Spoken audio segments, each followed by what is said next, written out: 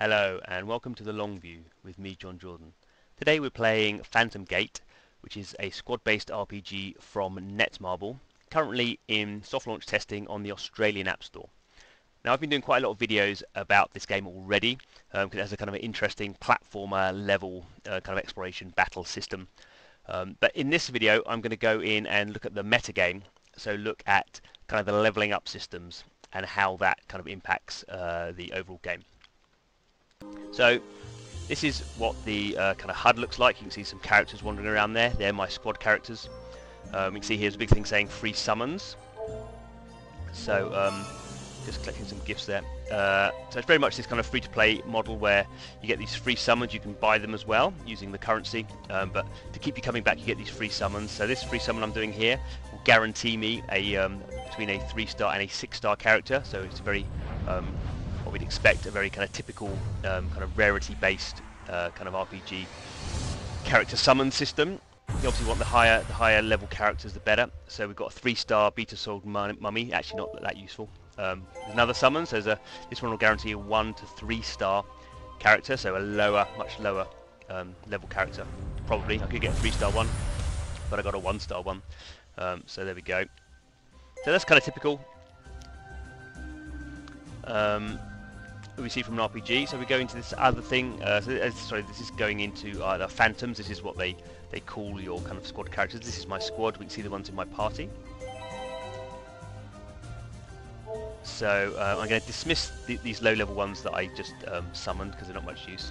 We can see I've got a whole bunch of high-level, high-star characters. So let's go in and have a look at Sweet Mini Ming. There he is. You can see there's a kind of a gear system here, which is a jewel system, so I can go and collect jewels and then attach them. I can level up the jewels as well, which I'm not going to do. You can see there's an element system. There's he's a priest class. Now I can level him up. So I've got these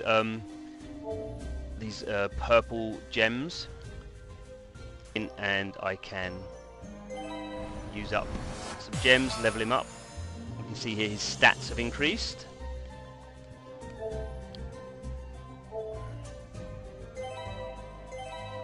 Now we can go in and have a look at the Clever Wutong. So this is a bit of a different kind of character. You can see here, or we can obviously do the same thing, level him up. We can see if I used up everything I had, see how much he would level up, different stats, mana, HP, physical attack, magic attack. All the usual stuff we'd expect in an RPG.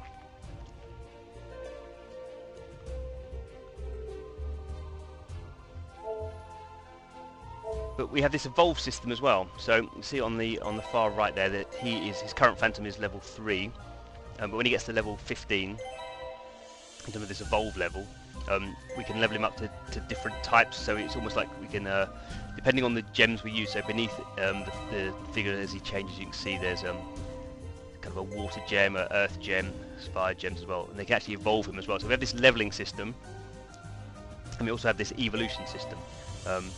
Now how does that work? We have to go and have these runes, evolution runes. So that was just a beginner rune I was just getting there. I've got quite a lot of those, they're quite easy to get. But now we can see there's fire, water, earth and wind. And we have to collect all these, or make them. So I'm going to make a tier 2 earth rune. That's going to take 3 days. 3 hours, sorry. So you can see there's all these different systems. There's this one. This is the kind of statue, and I can collect more of those purple gems. And there's I can go and bless other people, other friends I have in the game. They're not people I know. They're just friends within the game. And I obviously get rewards for doing that. So with every action the game gives you something so worth doing. Well, that obviously takes a little bit of time.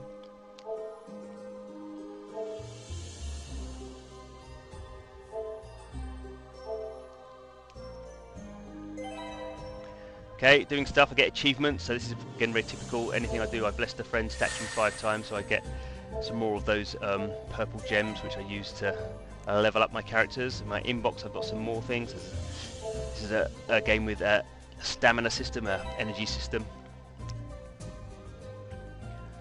So getting more energy is useful. What else have we got? go in. So this little guy is the peddling hare who can buy things. So we can see there I can go and buy different items that I might need. Now let's go in and look at the hero characters. Astrid is the main one, so it's kind of a similar system in some ways. She levels up in a slightly different way. I can't just level her up as I want to, because you see here, so this is these are her attacks. I can enhance these, cost some of the gold, but the skill level cannot be higher than the hero's level, and the hero level is basically my game player level.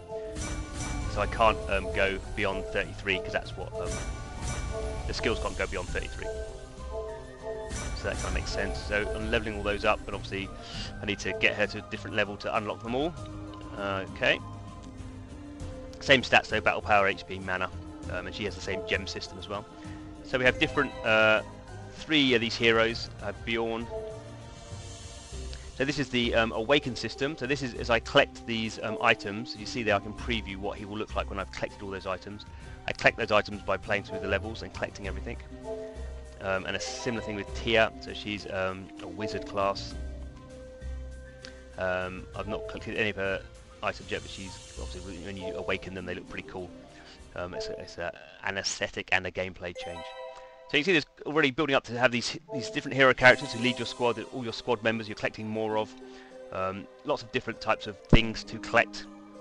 And here's 2 kind of areas where you can go in and collect those things. You also get them from the main game, but these are kind of metagame kind of resource collection points. So this one, excuse me, I go and collect jewels. You can see the possible rewards if I go in and play against this guy. I'm not going to do that right now, because we're just going into the metagame. And different types of gems by fighting different types of enemies, and the training grounds, which is pretty important. The training grounds are where you kind of revisit. You can quickly revisit areas that you've already unlocked in the main game.